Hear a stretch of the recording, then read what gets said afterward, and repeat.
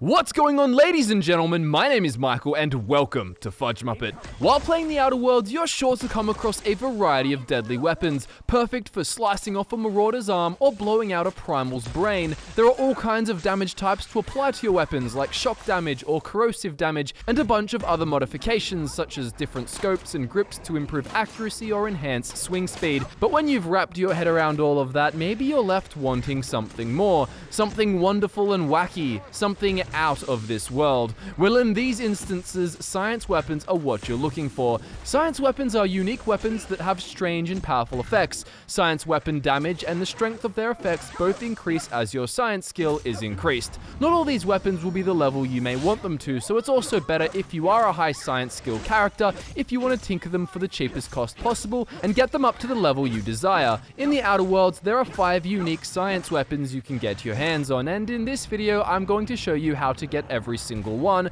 show you how they work, and tell you a bit about their creation. Also, if you find this video useful, consider subscribing for more Outer Worlds content, especially builds, if you're interested. So playing the Outer Worlds, you can come across a quest called Weapons from the Void. This quest can start if you happen to stumble across a science weapon and just pick it up yourself, or you can get it from reading some terminal entries in your room aboard the Unreliable. Reading the terminal entries will tell you of 2 science weapon locations. One of them is said to be at Phineas's secret orbital lab. The other is said to be on Groundbreaker, based on rumors Hawthorne heard, and he mentioned that Gladys's shop would be a good place to look for leads. So first up, the easiest one is found near Phineas. Go to his orbital lab and you will see a shrink ray on the bench right next to him. It's very hard to miss. Dr. Wells designed this weapon for himself, and in the description it says that he has personally signed the weapon and optimistically numbered it 001. Phineas Wells' shrink ray is a small one-handed beam weapon that emits a continuous ray that shrinks its target to an amount proportional to the wielder's science skill. Do note that in this video I have a very low science skill and you can still see it downsize the enemy a lot. When you have a really high science skill, it's going to be much more drastic. Shrunk targets suffer from reduced armor and reduced damage. Understandably, its special effect is listed as weaken. Once the beam is off the target, they grow back to their original size within a few seconds, and it doesn't work on friendly targets. Personally, I've found this weapon to be good if you have strong companions who will do the killing for you while you weaken the target by shrinking them. That said, you can also shrink them and quickly switch to a weapon and hit them really hard, but don't be too slow or they'll revert back to their normal form. Moving on, we head to Groundbreaker, and if you trade with Gladys, you can buy 2 data pads from her. One talks about the power of a certain hammer, and the other talks about a mining outpost on a location known as Scylla. However, instead of buying these, you can just follow this guide. The hammer is right there with you on Groundbreaker, and finding the path to it can be very frustrating. Both Scott and myself were using this hidden path behind the dumpsters near Gladys's shop and making our way into this restricted area in hope of finding the weapon, but the actual path to the weapon is much more straightforward. To get it, you just head left into the room before the main shopping district, and then into this room with all the beds in it, then jump up the boxes and run on top of the beds until you make your way through a little hole in the wall and find some outlaws with a robot. Kill them all and take the repair hanger key card from the squad leader. Use it to open the sealed door, and there on the table you can find the Prismatic Hammer in the safe. The Hammersmith Prismatic Hammer is a large 2-handed hammer with an oversized head, able to cycle through damage types depending on the wielder's science skill. Its special effect is listed as knockdown. Power attacks with this weapon release a blast of energy hitting targets at a distance. Do note, for my character at least, it was still a small distance. Don't expect some beams to come flying out like it's the Bloodskull blade. Also, sweep attacks with this weapon deal multiple damage types at once. So what's the story with this one? Well, the description says that Hammersmith was working on a hammer weapon, the Pulse Hammer, when its rival company, Aramid Ballistics, stole the plans, rushed its development, and beat them to the market, all the while ridiculing Hammersmith with a marketing campaign about them having no hammers in their weapon line. Hammersmith executives demanded the ultimate hammer to be produced, but this prototype was so expensive that it never entered production. As a melee character, I quite enjoyed this, and soon I want to test if it can be one of the best melee weapons for the end game with lots of level tinkering and of course a much higher science skill.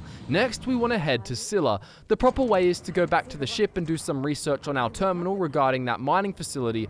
After clicking the new option on the terminal, we'll get an exact location of the next science weapon. Of course, you can just follow what we did instead of doing that step.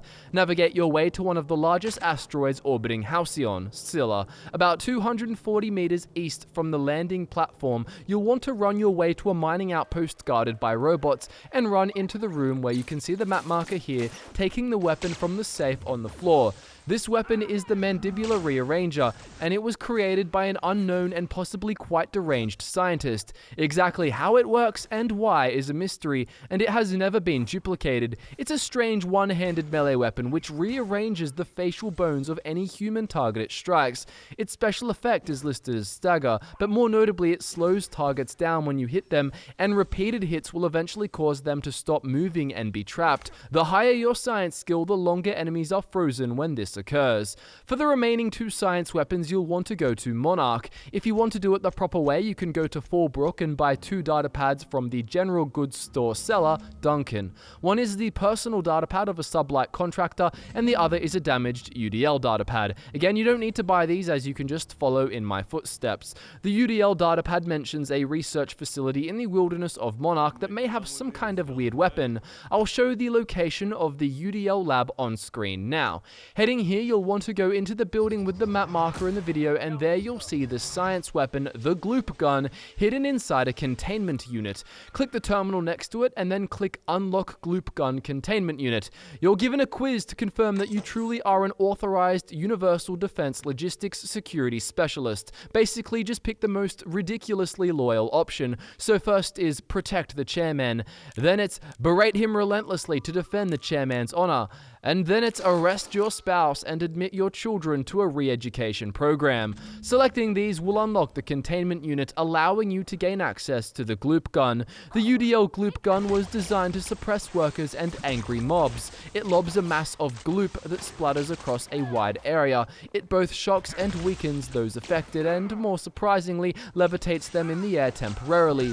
Increasing your science skill increases the weaken duration. As you can see, it's a heavy weapon, and there's drop on the projectile, so make sure you aim slightly above your target. Apparently, the development of this weapon was halted when one of the scientists working on it was killed by marauders, and the remaining team realized that no one understood her portion of the work. How the gloop is produced, how it counteracts gravity, and how it creates and conducts electricity is unknown.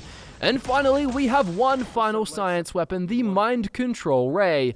But how do we get it? Well, it's on Monarch as well, but it's trapped behind a sealed door which opens due to quest progression. So the first thing I recommend doing is actually going to Groundbreaker. Here you'll want to head to the Sublight headquarters, speaking with their leader, Lilia Hagen, and agreeing to help her. You get the quest Space Crime Continuum, where you need to retrieve information from an agent in Stellar Bay that Hagen hasn't heard from in a while. Following the map marker or my path on screen, you find the body of this agent dead in an area near the water that isn't very populated. On the body, there's a bloody note which you'll want to pick up. This gives you a passcode Antediluvian, which you'll need later on. You then go to Fallbrook and speak with Catherine, who sends you to Cascadia, where the lab is. Go to the building with this map marker in it, which can take you to the lab. You'll want to click on the terminal and then click Supervisor Override, and then the option where you use the passcode.